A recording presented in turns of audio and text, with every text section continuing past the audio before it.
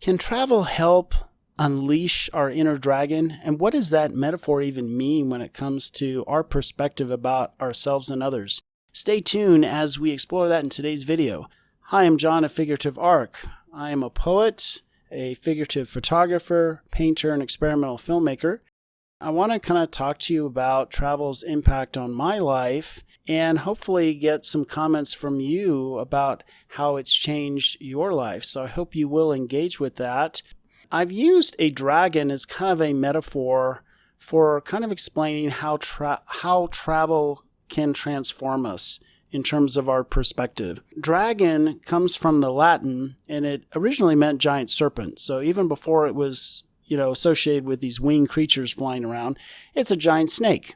And so snakes in mythology have the power of rebirth because they shed their skin. Very much interested in how can travel reshape us and the way that we live. So much so, I even did a painting on the subject called Molting Fire that you're looking at right now.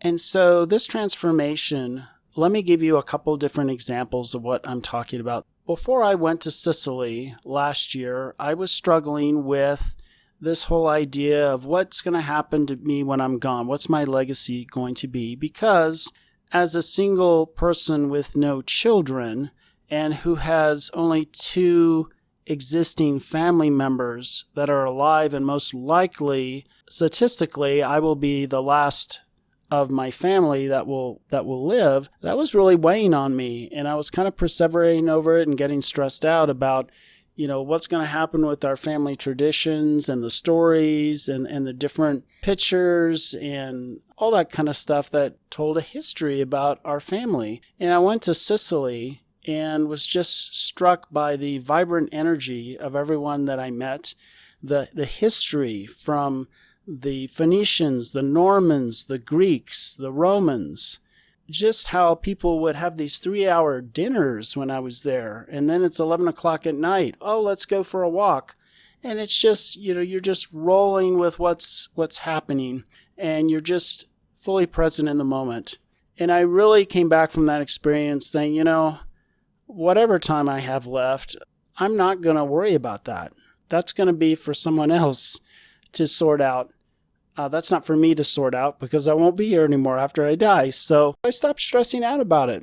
And that may seem like a small thing, but it was really meaningful for me. And then more recently, a few months ago, I came back from Greece, seeing how everyone that I met and everything that they did, they wanted to do with passion and they wanted to do it well. And that made me think about my own work and the fact that I was not doing a lot of in-person interaction during the day because I work virtually from home. And so that created a shift of me getting out into the community more, and so I can have those real in-person interactions with people.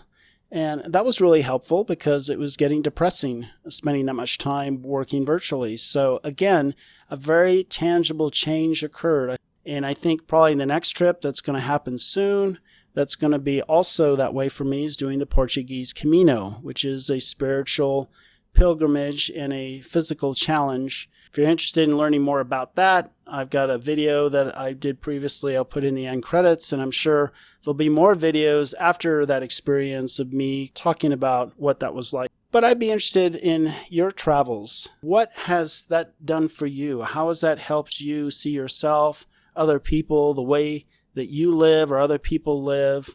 How has that been transformative? Leave that in the comments below. If this video was of value to you, consider liking because that helps it get out to other people in terms of YouTube recommendations, and consider subscribing. Hope to see you again on the channel. Thanks for keeping company with me.